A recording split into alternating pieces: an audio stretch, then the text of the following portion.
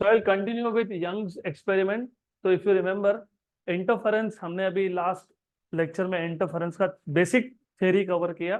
तो interference of light मतलब क्या होता है कि अगर हमारे पास दो सोर्सेज ऑफ लाइट हो, if you have two sources of light which are placed very close to each other, then on the screen you get a pattern जहाँ पे ब्राइट डार्क ऐसा आपको अल्टरनेट बैंड मिलते हैं। Bright bands are the points where you have constructive interference, मतलब वहां पे part difference is integral multiple of lambda N lambda, right? या फिर 2n λ/2 भी बोल सकते हो, और फेज डिफरेंस होता है 2n पाई। फिर then you have dark bands, these are the points where you have destructive interference, जहाँ पे पार्ट डिफरेंस होता है आपका 2m-1 λ/2, और फेज डिफरेंस होता है 2m-1 पाई, पाई 3 पाई 5 पाई 7 पाई एक्सेट्रा एक्सेट्रा, राइट? फिर हमने conditions for steady interference pattern देखा था। इन टोटल 8 कंडीशंस थे। Number 1 was coherent sources. The two sources of light must be coherent. Number 2, the two sources of light must be monochromatic. Number 3, they should be in the same state of polarization. The two sources of light should be in the same state of polarization. Number 4, the two sources must emit light of equal amplitude. ठीक है. Number 5, the source of light should be narrow. Number 6, the two sources of light should be very close to each other. Number 7, the two sources of light should be, the distance between the source and the screen should be as large as possible. And number 8, that the two waves of light must travel in the same direction. ये 8 conditions थे to obtain steady interference pattern. Interference pattern का पहला experimental verification किया था Young's ने, Thomas young. तो उसके नाम से वो एक्सपेरिमेंट आज भी फेमस है, यंग्स एक्सपेरिमेंट बोलते हैं उसको, यंग्स एक्सपेरिमेंट। तो जो यंग्स का ओरिजिनल एक्सपेरिमेंट था, as I told you in the last session also, उस ओरिजिनल एक्सपेरिमेंट में व्हाट ही डिड वाज, उसने बेसिकली लिए 2 कार्डबोर्ड शीट्स। तो ही हैड 2 कार्डबोर्ड शीट्स। पहले कार्डबोर्ड शीट में उसने एक सिंगल पिन होल किया, सिंगल पिन होल, और यहाँ से सनलाइट को अलाउ किया। तो ये जो पिन होल है, इसमें से सनलाइट पास होगा, that will act as a source of light. उसके बाद उसने 2 पिन होल कर दिए सेकंड कार्डबोर्ड में, which are at equal distance from S. अब ऐसा क्यों? क्योंकि कोहेरेंट सोर्सेज अगर आपको चाहिए तो कोहेरेंट सोर्सेज तब मिलते हैं जब ये दो सोर्सेज सेम सोर्स से डिराइव हो। कोहेरेंट सोर्सेज के लिए, if you want to have coherent sources, then it is a necessary condition that you should derive the two sources from the same source. So S is source, S1 and S2 are two coherent sources. Then he took a screen जिसपे उसने interference pattern देखा। तो ये था original form of Young's experiment. क्योंकि उस time पे technology इतना एडवांस नहीं था, तो मोनोक्रोमेटिक सोर्स हम लोग बना नहीं सकते थे, तो सनलाइट को यूज कर लिया। और कोहेरेंट सोर्सेज बनाने के लिए भी हमारे पास कुछ ज्यादा था नहीं, तो कार्डबोर्ड लिया, 2 पिन होल कर दिए, एंड स्क्रीन पे एक पैटर्न मिला। डेफिनेटली वो पैटर्न इतना शार्प, इतना वेल डिफाइंड नहीं था। It was kind of a diffuse pattern, लेकिन to some extent bright dark band दिख रहे थे। तो इट वॉज वेरिफिकेशन दैट जो इंटरफेरेंस का थियरी है वो सही है। उसके बाद जैसे जैसे टेक्नोलॉजी एडवांस हुआ, वैसे वैसे थोड़े थोड़े चेंजेस कर दिए, और उसी एक्सपेरिमेंट का नया नाम आ गया यंग्स डबल स्लिट एक्सपेरिमेंट।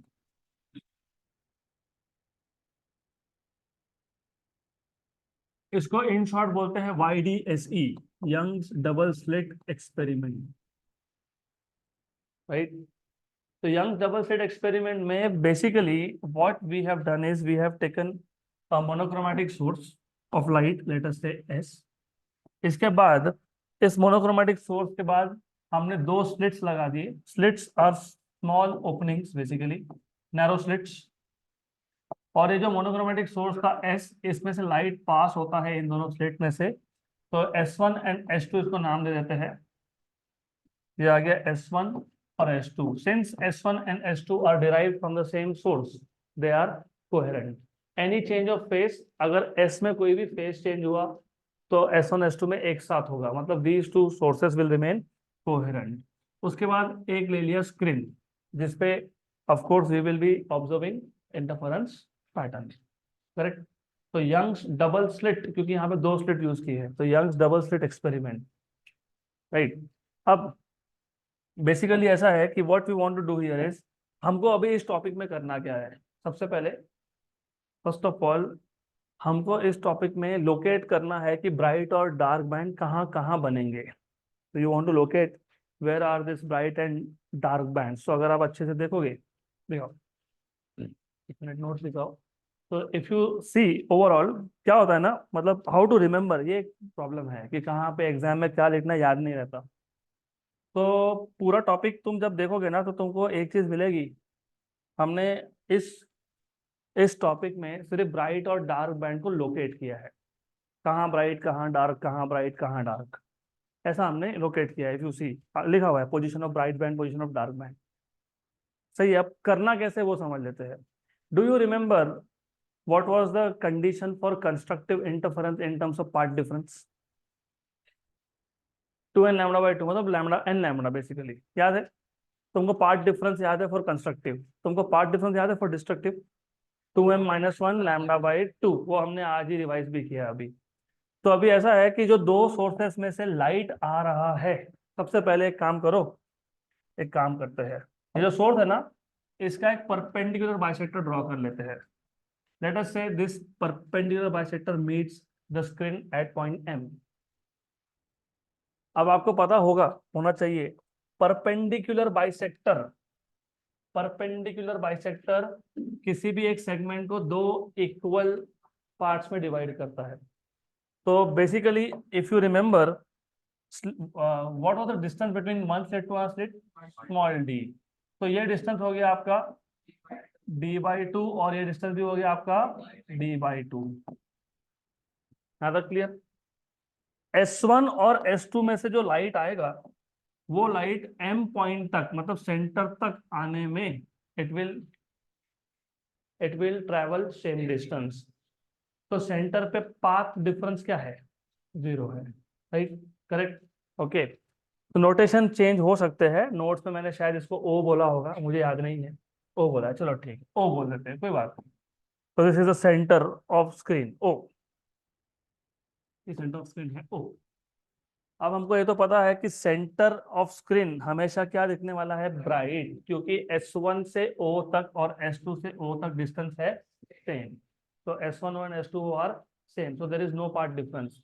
तो O पॉइंट को छोड़ के कोई और point, take some other point, let us say P। और ये जो P पॉइंट है इसका डिस्टेंस सेंटर से है x। कितना डिस्टेंस है? x। ये P पॉइंट ब्राइट है या डार्क है, मतलब P पॉइंट पे कंस्ट्रक्टिव इंटरफेरेंस हो रहा है कि डिस्ट्रक्टिव इंटरफेरेंस हो रहा है, ये डिपेंड करेगा पार्ट डिफरेंस पे। किस पे डिपेंड करेगा? पार्ट डिफरेंस पे।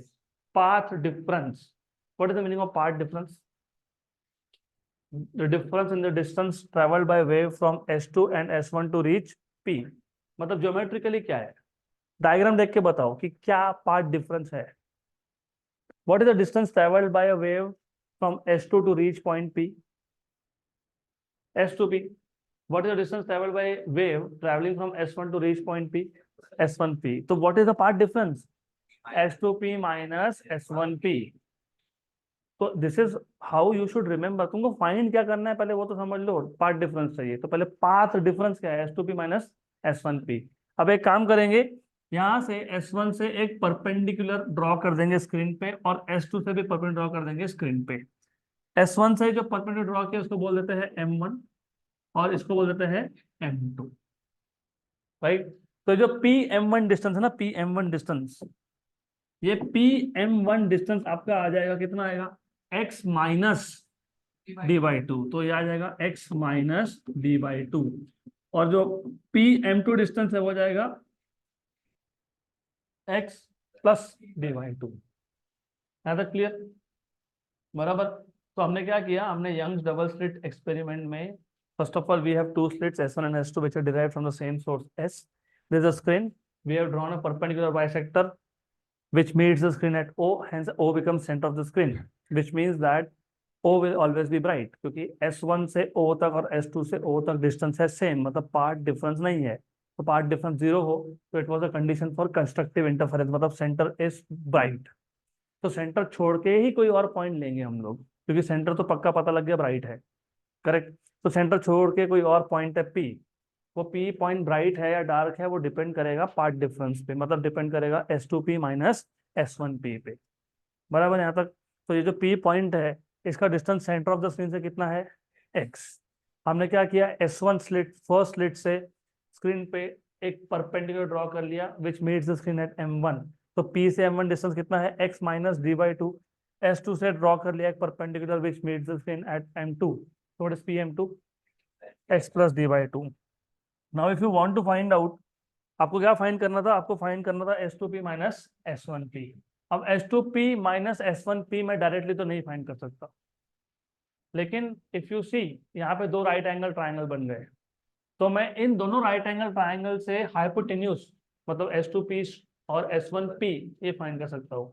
तो हम लोग क्या करेंगे ना, फ्रॉम ट्राइंगल, पहला ट्राइंगल है S1M1P। यहाँ से तुमको दिख रहा होगा कि SP स्क्वायर ये हाइपोटेन्यूज है, PM1 square plus S1M1 square, S1P square, PM1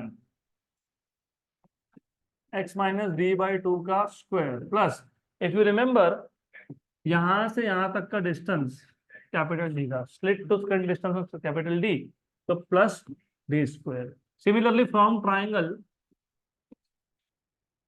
S2M2P you will have S2P square equal to PM2 square plus S2M2 square। तो S2P square equal to PM2 x plus d/2 का square plus capital D square.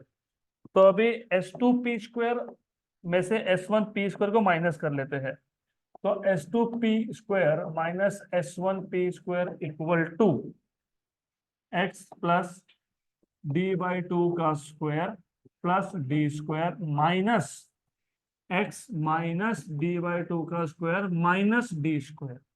Minus क्योंकि क्या है कि basically ये ऐसा था, फिर तुमने ब्रैकेट ओपन कर दिया तो हो गया माइनस, चलो ठीक है एनीवेज। तो x प्लस d/2 का स्क्वायर मतलब a plus b bracket square, what is a plus b bracket square, a square plus 2ab plus b square. तो फिर यहाँ पे ना आप लिखोगे, क्या लिखोगे यहाँ पे, x square plus 2x d/2 plus d square by 4 plus d square minus x square minus 2x d/2 plus d square by 4। ये ब्रैकेट में बाद में ओपन कर लूंगा, ये माइनस और ये माइनस हो गया, हो गया।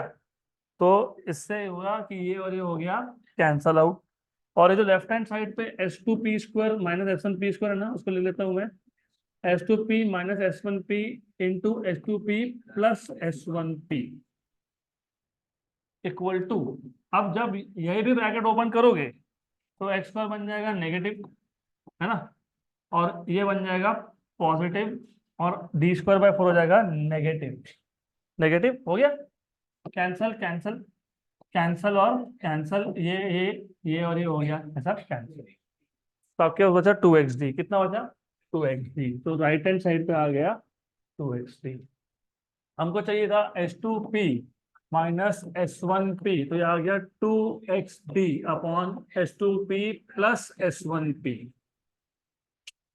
अब नॉर्मली क्या होता है, मैंने आपको बताया था कि it is essential that you remember what are the conditions for obtaining steady interference pattern. 7 number का जो कंडीशन हमने देखा था, the distance between slit and the screen should be as large as possible. तो इन रियलिटी होता क्या है, practically क्या होता है वो समझ लो। प्रैक्टिकली ऐसा है कि स्क्रीन जो है ना, स्क्रीन वो बहुत ही दूर है, इट इज एक्सट्रीमली एक्सट्रीमली मतलब compare to the distance between two slits, small d के कंपैरिजन में बोल रहा हूं मैं, small d, what is small d, the distance between the two slits, इसके कंपैरिजन में कैपिटल डी बहुत ज्यादा है, बहुत ज्यादा है, यस। तो S1P और S2P ये लगभग approximately they are equal to capital D. S2P और S1P they are approximately equal to capital D, बराबर। लेकिन सिर्फ राइट हैंड साइड के लिए अप्रोक्सीमेशन लेना, लेफ्ट हैंड साइड के लिए लिया तो गए काम से। जीरो हो जाएगा। तो पार्ट डिफरेंस ही तुम बोल दे रहे हो जीरो हो गया। पार्ट डिफरेंस जीरो हो गया तो तुम सेंटर ऑफ द स्क्रीन की बात कर रहे हो। तो मैं यहाँ पे बोल देता हूँ only for right hand side R H S you can take S2P approximately equal to S1P approximately equal to D। तो आपको मिल गया S2P minus S1P equal to 2XD upon D plus D मतलब 2D। लेकिन S2P minus S1P क्या था? Path difference था। क्या था ये? पाथ डिफरेंस था। therefore path difference equal to 2XD upon 2D। 2 cancel, तो पाथ डिफरेंस आ गया आपका XD बाय कैपिटल D। हो गया, ये आ गया पार्ट डिफरेंस। बराबर, राइट। मैं यहाँ तक एक बार वापस रिपीट कर देता हूँ, बहुत बेसिक मैथमेटिक्स है, फिर हम लोग आगे जाएंगे। वी विल सी कंडीशंस, मतलब positions of bright and dark bands. तो यंग्स डबल स्लिट एक्सपेरिमेंट में बेसिकली हमारे पास है एक single source of light S, उसके बाद उसके बहुत पास में है दो स्लिट्स, फिर है एक स्क्रीन। तो you have basically what you have is, एक मिनट, तो what you have is you have two slits over here. ये था एस, ये है S1, ये है S2। फिर हमने एक परपेंडिकुलर बाइसेक्टर ड्रॉ किया। वो स्क्रीन को कहाँ जाके मीट करता है? सेंटर पे। तो O बन गया centre of screen. Centre of screen locate करना क्यों जरूरी है, उसका भी रीजन है। अब बोलो ये क्या कर रहे हैं, why we are drawing perpendicular? जब तुम डिस्टेंस मेजर करते हो तो कहीं से तो मेजर करोगे ना। मैंने आपको एग्जाम्पल बताया भी था, किसी भी दो सिटी का डिस्टेंस मेजर होता है between post office to post office. तो to measure distance you need some reference point.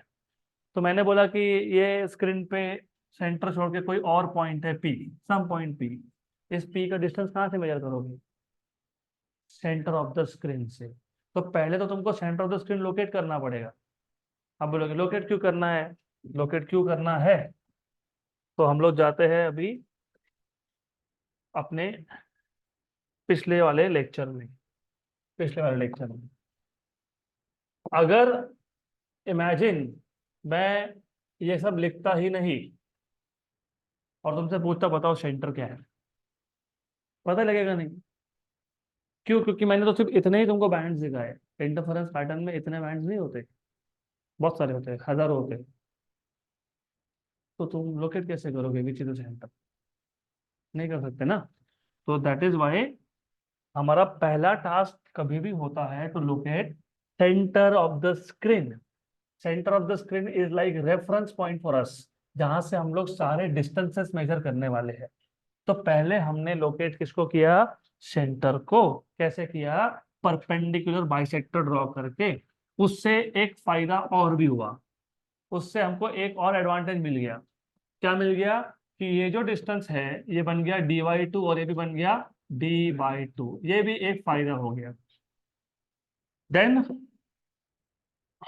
हमको चाहिए था पार्ट डिफरेंस, क्योंकि जो P पॉइंट है ये ब्राइट दिखने वाला है कि ये डार्क दिखने वाला है, वो डिपेंड करेगा पाथ डिफरेंस पे। Path difference is a difference in the distance, मतलब path travelled by waves from S2P and S2 and S1। फिर यहां से एक परपेंडिकुलर ड्रॉ कर देता हूँ स्क्रीन पे, यहां से भी एक परपेंडिकुलर ड्रॉ करता हूँ स्क्रीन पे। ये तुम्हारा पॉइंट है, इसको बोल देते हैं M1, इसको बोल देते हैं M2। फिर as you can see centre से वो पॉइंट था x डिस्टेंस पे और ये डिस्टेंस था D/2। तो P से M1 डिस्टेंस आ जाएगा x माइनस D/2 और P से M2 हो जाएगा x प्लस D/2। बराबर, यहाँ तक क्लियर? गुड। अगर हमको S2P माइनस S1P चाहिए तो हमारे पास दो राइट एंगल ट्राइंगल है, S1M1P और S2M2P। तो जो पहला राइट एंगल ट्राइंगल है S1M1P, यहाँ से तुमको दिख रहा है कि S1P हाइपोटेन्यूज है।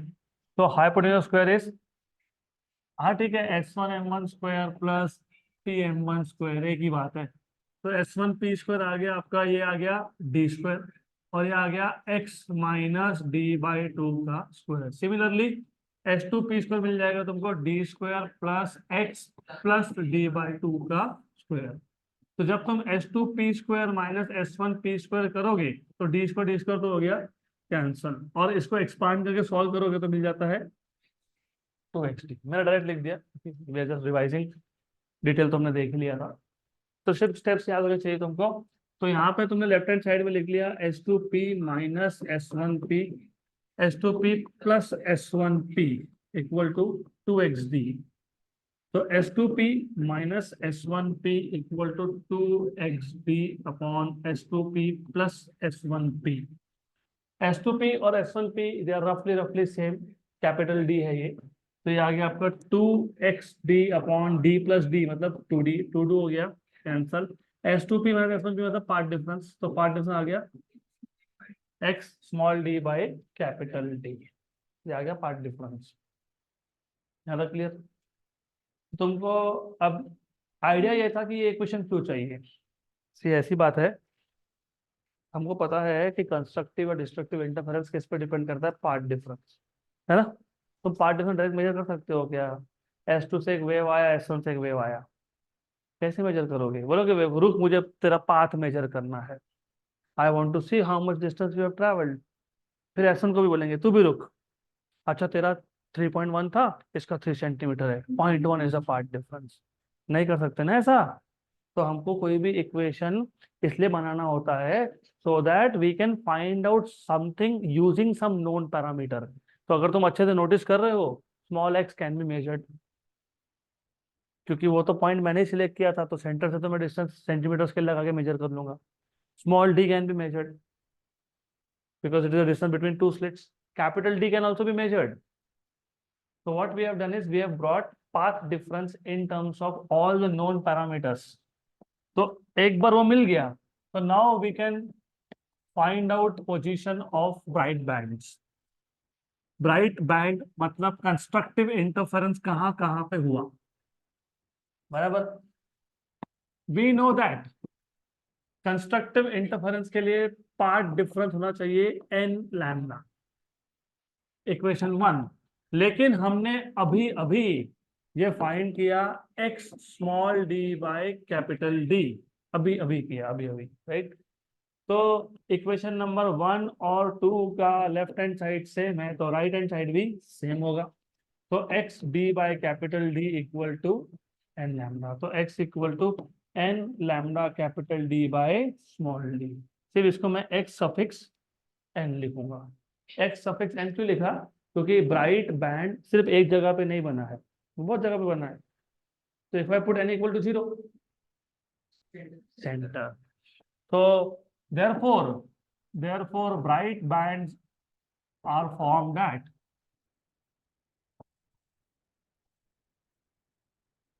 कहाँ बने, कहाँ बने, 0 पे। If I put n equal to 1, lambda capital D by small d. If I put n equal to 2 lambda capital D by small d, 3 lambda capital D by small d, and so on so forth. यहाँ पे क्या हुआ? Constructive interference मतलब bright bands, बराबर, correct, good. अभी क्या देखेंगे? Position of dark bands.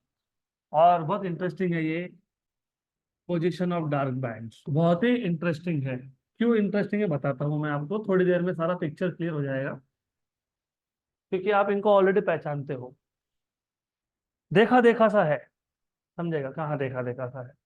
तो पहले पहले डार्क बैंड्स कहाँ कहाँ है वो लोकेट करते हैं। डार्क बैंड के लिए पाथ डिफरेंस था 2m minus 1 lambda by 2, equation 3। लेकिन पाथ डिफरेंस का फॉर्मूला हमने डिराइव किया x small d by capital D, equation number 4। तो from equation number 3 and 4 you will have x small d by capital D equal to lambda by 2. So x equal to 2m minus 1 lambda capital D by 2 times of small d। सही है, इसको सिर्फ मैं बोल दूंगा accept. m की पहली value थी 1, तो therefore dark bands are formed at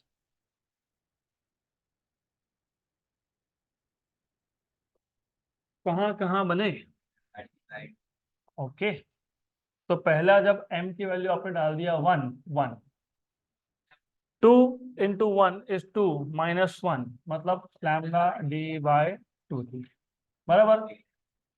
m की वैल्यू 2 तो 3 lambda D by 2d, 5 lambda D by 2d, 7 lambda D by 2d बराबर। अब मैंने ऐसा क्यों बोला कि तुमको पता है बीट्स या उससे भी पहले अगर आपको याद होगा, if you remember modes of vibrations of a string या फिर modes of vibration of air column, string के केस में node anti node node anti node node anti node alternately बनता है, और एयर कॉलम के केस में भी node anti node node anti node alternately बनता है। मतलब दो नोड्स के बीच में एक एंटी नोड है, दो एंटी नोड के बीच में एक नोड है। बीट्स में भी wax and veins, between two wax you will find a vein, between two successive vein you will find a wax। Same यहाँ पे है, यहाँ भी सेम ही चीज है। between two dark bands, successive dark band you find a bright band, between two successive bright band you find a dark band। तो जब तुमने लिखा ना कि ब्राइट बैंड जीरो, और कहाँ बना लिखा था ना यहाँ पे लैम्डा डी बाई डी, इन दोनों के बीच में, इन दोनों के बीच में मतलब लैम्डा डी बाई 2d पे बनेगा फर्स्ट डार्क। और मैंने तुमको कल भी बताया था, जब पैटर्न ड्रॉ करके बताया तो मैंने बताया था n इक्वल टू 0 और n इक्वल टू 1, मतलब सेंट्रल ब्राइट और फर्स्ट ब्राइट के बीच में है first dark. n equal to 1 और n equal to 2, first bright और सेकेंड ब्राइट के बीच में है सेकेंड डार्क। तो वैसा ही तो हो रहा है। इसके बाद कब बना 2 लैम्डा डी बाई, ये 0 और 1 का सेंटर है हाफ, 1 और 2 का सेंटर होता है 1.5 मतलब 3/2, तो 3 लैम्डा डी बाई 2d। फिर कब बना 3 लैम्डा डी बाई डी, तो 2 और 3 का सेंटर होता है 2.5 मतलब 5/2, तो 5/2, तो you will have 5 lambda D by 2d। तो ऐसा alternate bright dark bright dark bright dark bands बनते जाएंगे। Is this clear? पक्का पक्का क्लियर? यस। वो पूरा का पूरा, इसको बोलते हैं एनालिटिकल ट्रीटमेंट। तो अगर क्वेश्चन आए write note analytical treatment of Young's double slit experiment, तो यही है।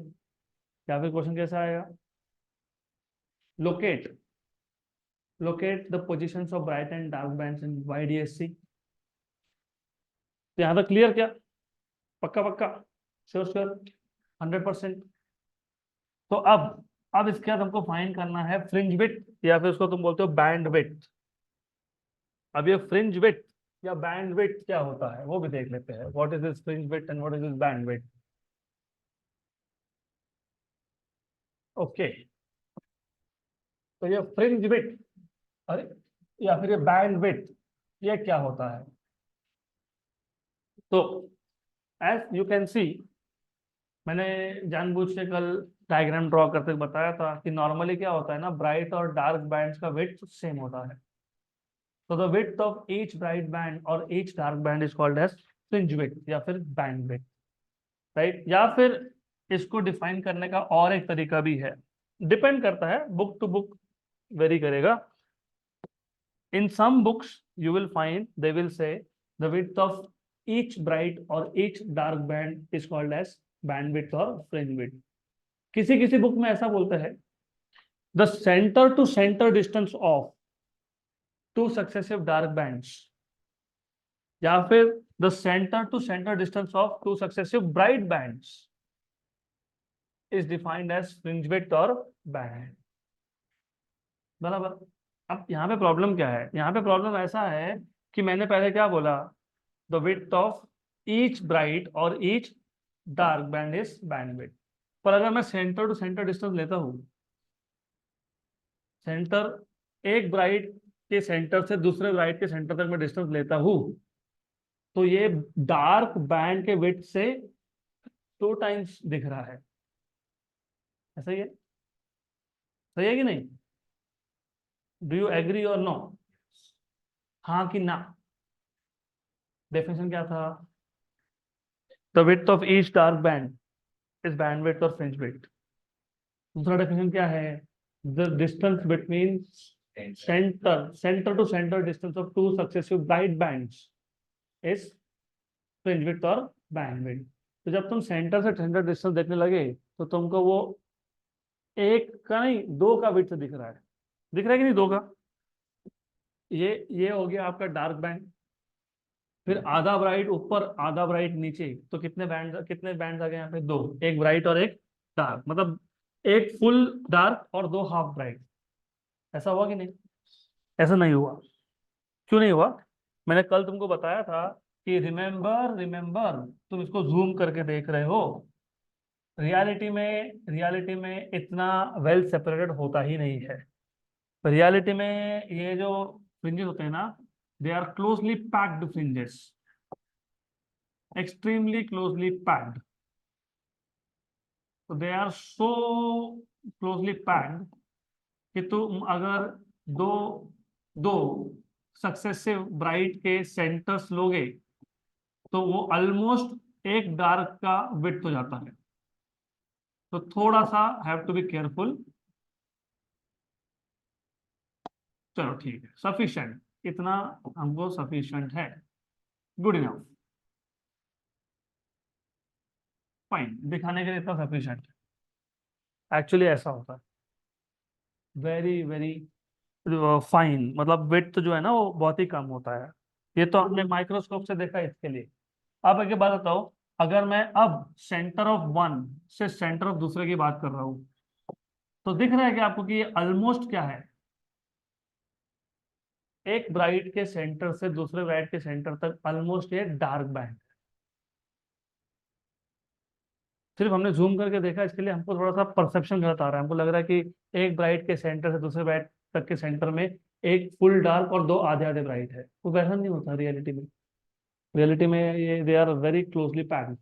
हाँ, तुम अगर इसको तुम जूम करके देखोगे तो फिर definitely definitely you will find some confusing part here, है ना। गुड। तो अभी आपके ट्वेल्थ के टेक्स्ट बुक में डेफिनेशन अलग है। आपके ट्वेल्थ के डेफिनेशन बुक के डेफिनेशन में बोलते क्या है, the distance between centre to centre of consecutive bright और dark band is called as bandwidth.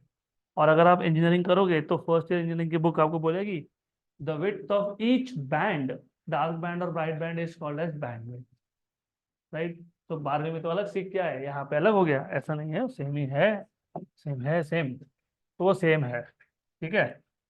Good. तो अभी ये फ्रिंज विड्थ या फिर बैंड विड्थ, ये कैसे फाइंड करते हैं वो देख लेंगे। तो फ्रिंज विड्थ या बैंड विड्थ फाइंड करना है तो वो देख लेंगे कि कैसे फाइंड करना है, देखते हैं, let us see how to find. बहुत इंटरेस्टिंग चीज है ये।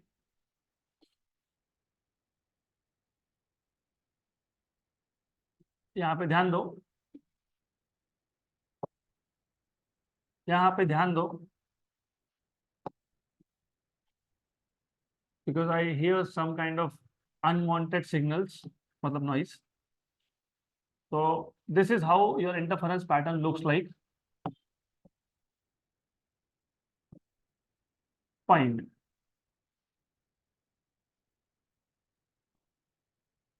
ये आपका इंटरफेरेंस पैटर्न है।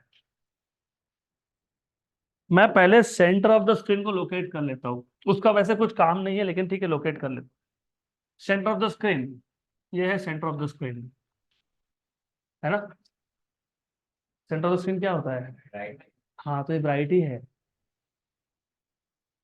ये ब्राइट है क्योंकि जब पीडीएफ बनेगा ना, इसी ऐसा है,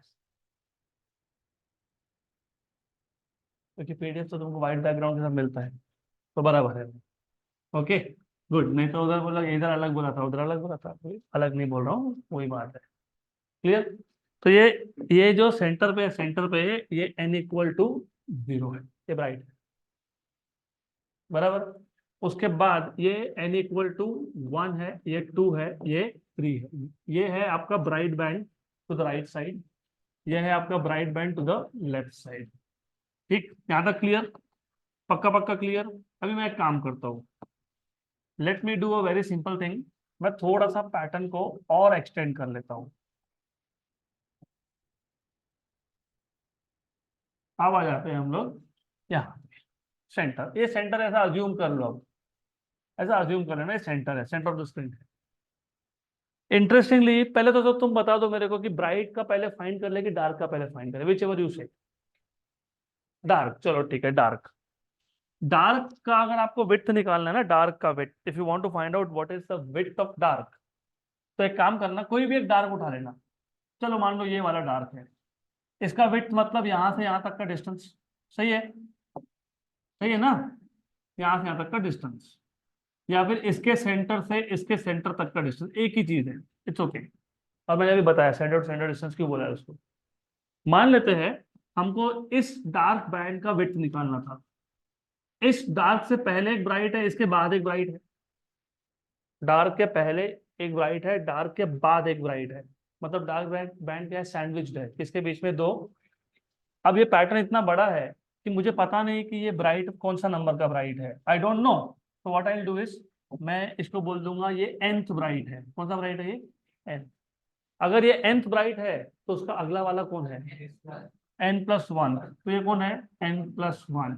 तो ये डिस्टेंस क्या हो गया, xn, और वो डिस्टेंस क्या हो गया, xn+1। सही बात, एक्सेलेंट, वेरी गुड, बिल्कुल सही, सही है, यहाँ तक क्लियर है, बराबर है। तो how do you find out width of dark band? Exactly, xn+1 minus xn, ये है बैंड विड्थ। क्या है ये, बैंड विड्थ। और हम लोग बैंड विड्थ को डिनोट करने वाले हैं बीटा से, बैंड विड्थ, करेक्ट।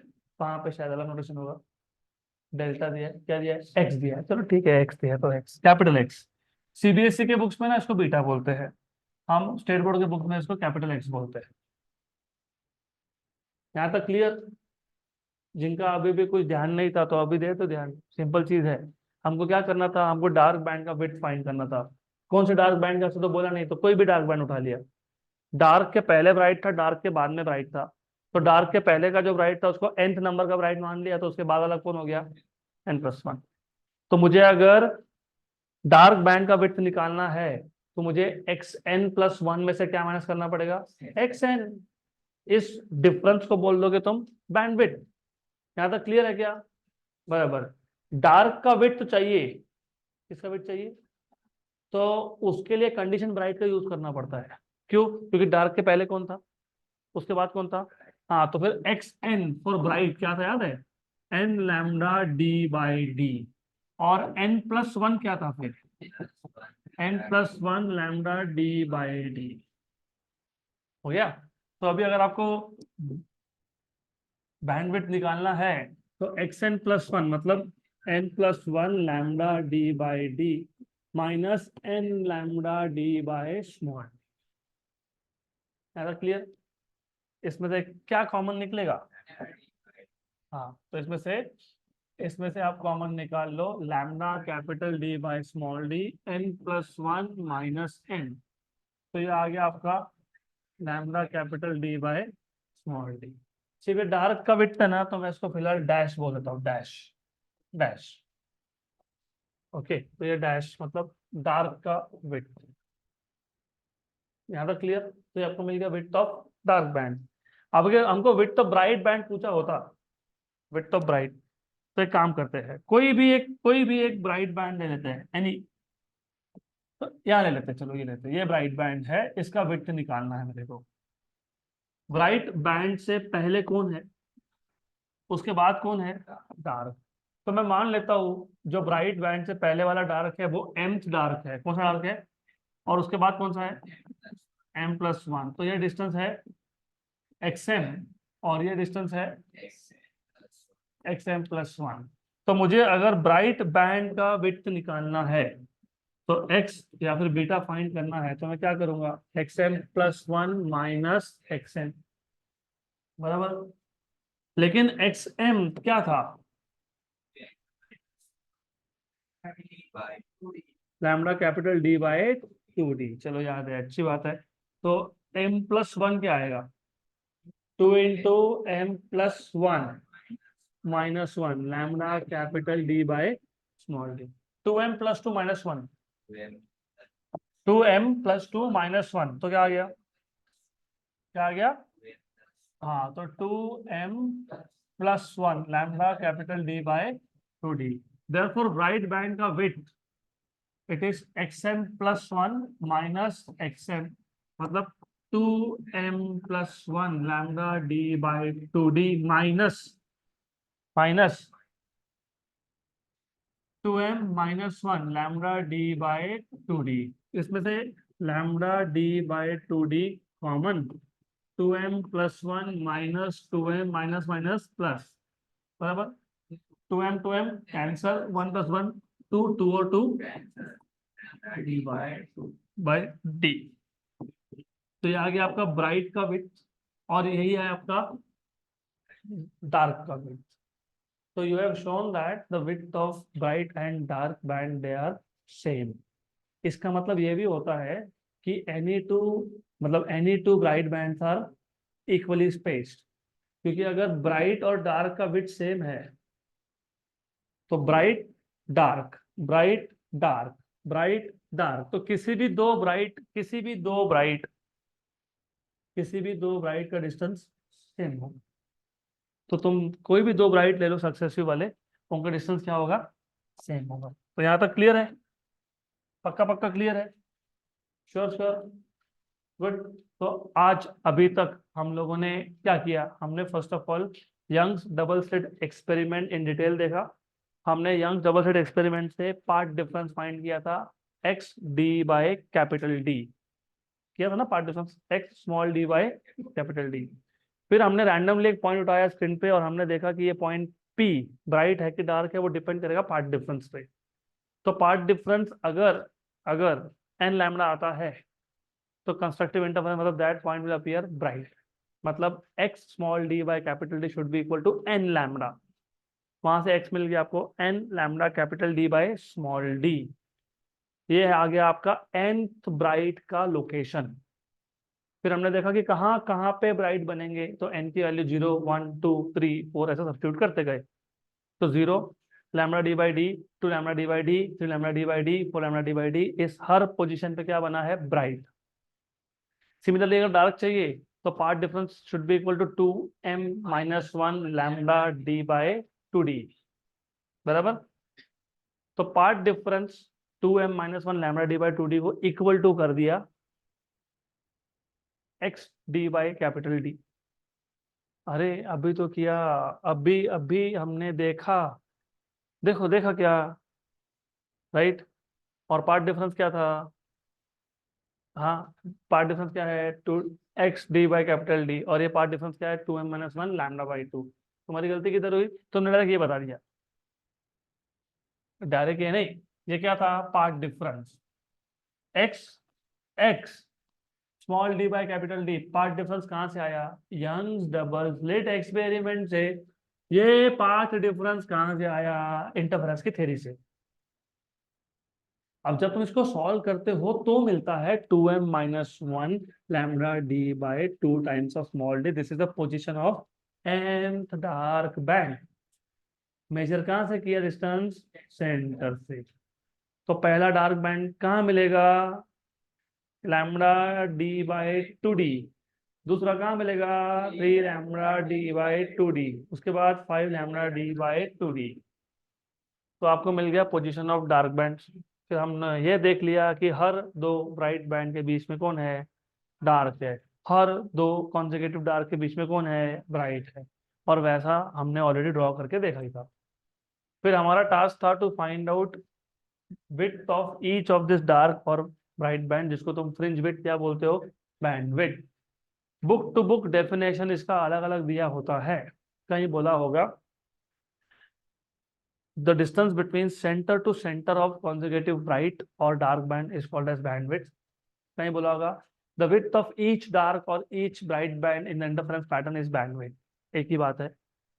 अगर मुझे डार्क का विड्थ निकालना है तो मैं ब्राइट की कंडीशन यूज करूंगा, क्योंकि डार्क बैंड दो ब्राइट बैंड के बीच में सैंडविच है। डार्क बैंड से पहले था nth ब्राइट, डार्क बैंड के बाद था n+1 ब्राइट। तो xn+1 माइनस xn, ये जब सॉल्व करोगे तो मिलता है आपको, क्या मिलता है? क्या मिलता है?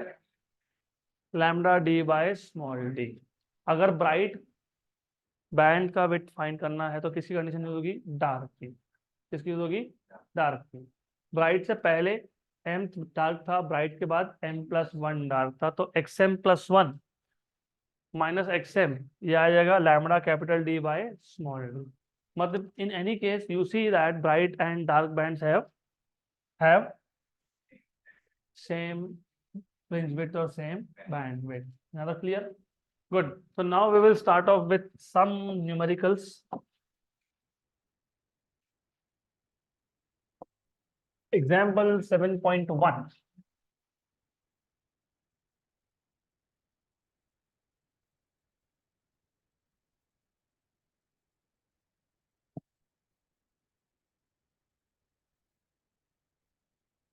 Example 7.1. क्योंकि वहां तक हमारा लगभग अभी इंटरफेरेंस खत्म ही हो गया लगभग। सिर्फ क्या बचा होगा? How to obtain coherent sources, ये बचा होगा। शायद फ्रेस्नेल बाइप्रिज्म एक्सपेरिमेंट बचा होगा। ये दो चीजें होगी बस, है ना? उसके बाद डिफ्रैक्शन चालू हो जाएगा। तो example 7.1, unpolarized light of intensity I0 is made to pass through three polarizers. हमने लॉ ऑफ मालूस में दो पोलराइजर तक देखा था, एक एनालाइजर था, एक पोलराइजर था। यहाँ पे तीन पोलराइजर्स है, तीन, मतलब यहाँ पे दो की जगह पे तीन क्रिस्टल्स है। तो अनपोलराइज लाइट की इंटेंसिटी कितनी है? I0। इसको तुमने किससे पास करवाया? तीन पोलराइजर से, P1 P2 and P3 successively. The polarisation axis of P2 का axis makes an angle θ1 with that of P1। तो P2 और P1 के एक्सिस में एंगल है θ1, while that of P3 makes angle θ2 with P2। तो तीसरे और दूसरे पोलराइजर के एक्सिस में एंगल कितना है? θ2। What will be the intensity of light coming out of P3? तो P3 में से जो लाइट आएगा उसका इंटेंसिटी कितना है? तो थोड़ा यहाँ पे ध्यान दो, क्योंकि ये सेम क्वेश्चन JEE में आया है। ओके, हम सॉल्व भी करेंगे। तो मान लेते हैं ये पहला पोलराइजर है P1, फिर मान लेते हैं ये दूसरा पोलराइजर है P2, और मान लेते हैं कि तीसरा पोलराइजर है P3। तो ये P1 है, ये P2 है, और ये P3 है। P1 का जो एक्सिस है, let us take this as the axis of P1। इसको थोड़ा रोटेट करके दिखा देता हूँ। ओके, तो एक काम करते हैं, इसको ब्लू लाइन से दिखाते हैं। ये हो गया एक्सिस ऑफ P2। इसको थोड़ा और रोटेट कर देते हैं।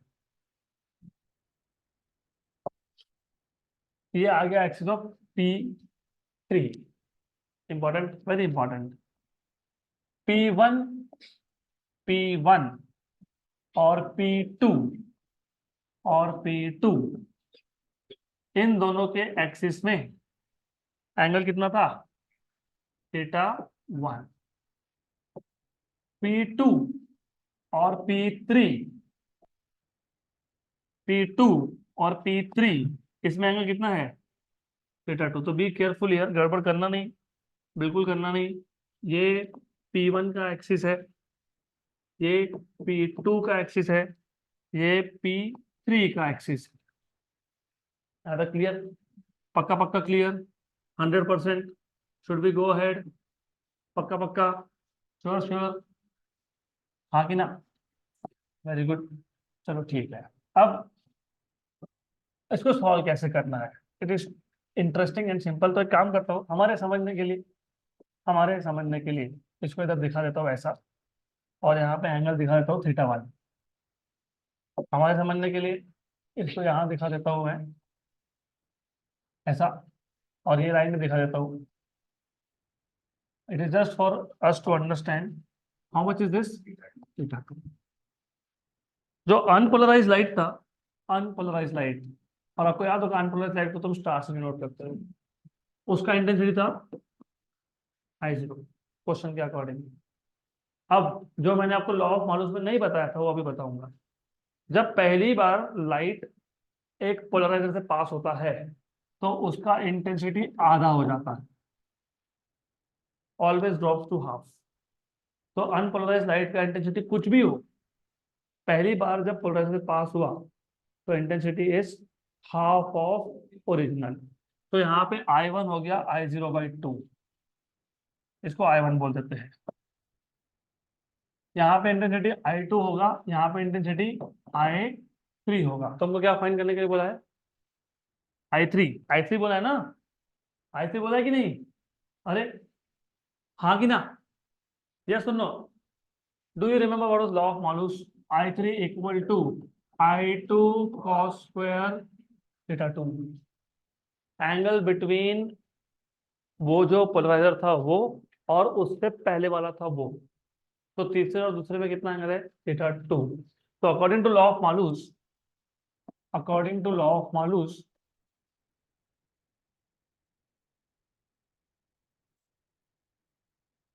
What is I3?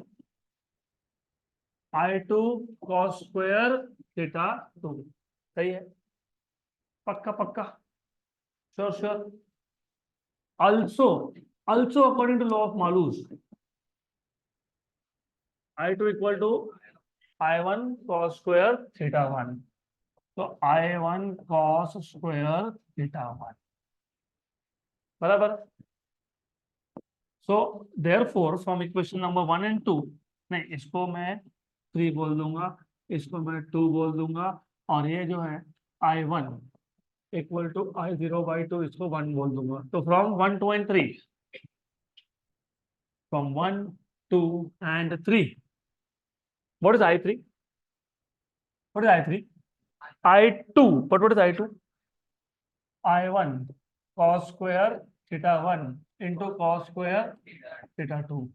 लेकिन ये I1 खुद क्या है? I0/2, ठीक है? cos square theta 1 cos square theta 2, but as you can see theta 1 plus theta 2 equal to 90। दिख रहा है क्या? दिख रहा है? 90 दिख रहा है? नहीं ना, फिर कैसे 90 बोल दिया? Is that 90? नहीं, what you should have said is P1 और P3 में एंगल थीटा 1 प्लस थीटा 2 तो चल जाता है ना। What is angle between P1 and P3? Theta 1 plus theta 2। हाँ, तो या तो आंसर इतना ही होना चाहिए। अगर ऐसा नहीं है, कुछ और चेंजेस किए, तो फिर वो अभी आंसर देखना पड़ेगा टेक्स्ट बुक में क्या है। यहाँ तक तो करेक्ट है। Just a minute. ओके, तो this is the answer that is given in your text book. तो यहीं तक करना है, इसको फर्दर सिंप्लीफाई करना नहीं। तो अभी एक, एज आई टोल्ड यू, एक क्वेश्चन आपको जेडबलई में आया था, तो ये सेम टाइप का क्वेश्चन था, सिर्फ डिफरेंस क्या था? उसमें ऐसा बोला था कि जो पहला और तीसरा पोलराइजर का एक्सिस है, ये पहले का एक्सिस था, और जो तीसरा है, ये तीसरे का एक्सिस है, they are perpendicular to each other. सिर्फ हमारे इस क्वेश्चन में वो बोला नहीं, इसके लिए हमारा आंसर यहीं तक है। अगर मान लो ऐसा बोला होता कि पहले और तीसरे का एक्सिस परपेंडिकुलर है, तो ये कितना है? थीटा 1। ये कितना है? तो उस केस में क्या आएगा? Theta 1 plus theta 2 equal to 90। तो थीटा 2 90 माइनस थीटा 1। तो उस केस में तुम लिखोगे I3 equal to I0/2 cos square theta 1 cos square 90 minus theta 1 मतलब साइन स्क्वायर, मतलब sine square sine square sine square theta 1। अभी खत्म नहीं हुआ, वेट। तो I3 will be equal to I0/8। 8, यहाँ पे 4 एडजस्ट कर लिया मैंने। 2 था ना? 2 था ना? हाँ, तो यह जाएगा sine square theta 1 cos square theta 1। तो I3 equal to I0/8 2 sine theta 1 cos theta 1 का square. What is this? Sine 2 theta. तो यह आ जाएगा आपका साइन स्क्वायर 2 थीटा 1। ये था आंसर उस केस में, राइट। तो जेई में क्वेश्चन ऐसा था, तो एक थोड़ा सा एक्स्ट्रा आपको मिल गया। तो ये एक्स्ट्रा पार्ट है, हमारा आंसर यहीं तक था, सिर्फ हमने एक एक्स्ट्रा कंडीशन डाल दिया इफ। तो ये बस पता होना चाहिए आपको। गुड। अगला question, for what angle of incidence will light incident on a bucket filled with liquid having refractive index 1.5 be completely polarized after reflection. Joke. For what angle of incidence, कितने angle of incidence के लिए will light incident on a bucket filled with liquid having refractive index 1.5 be completely polarized after reflection? तो polarization by reflection क्या था? Brewster's law. और मैंने आपको तब थ्योरी में बताया था कि ग्लास के लिए एंगल ऑफ पोलराइजेशन होता है 57.5 के आसपास, और ग्लास का रिफ्रैक्टिव इंडेक्स होता है 1.5। तो ये लिक्विड मतलब ग्लास है, सिर्फ नाम का लिक्विड है लेकिन है क्या? ग्लास। तो आपको इन शॉर्ट गिवन पैरामीटर में सिर्फ रिफ्रैक्टिव इंडेक्स ऑफ मीडियम 2 बता दिया 1.5, और पहले मीडियम का रिफ्रैक्टिव इंडेक्स कितना है? 1। क्यों 1? क्योंकि जब कुछ बोला नहीं हो तो एयर। आपको फाइंड करने के लिए क्या बोला है? आईपी या फिर थीटा बी, ब्रूस्टर्स एंगल या फिर एंगल ऑफ पोलराइजेशन। और अगर आपको फॉर्मूला याद होगा, याद है क्या? तो theta B is equal to tan inverse of n2 by n1, मतलब μ2 बाई μ1। तो सॉल्यूशन भी इजी है। तो theta B equal to tan inverse of 1.5 by 1, ये आपका आता है 56.5 डिग्री पे। हो गया, क्वेश्चन खत्म। So that's it for today.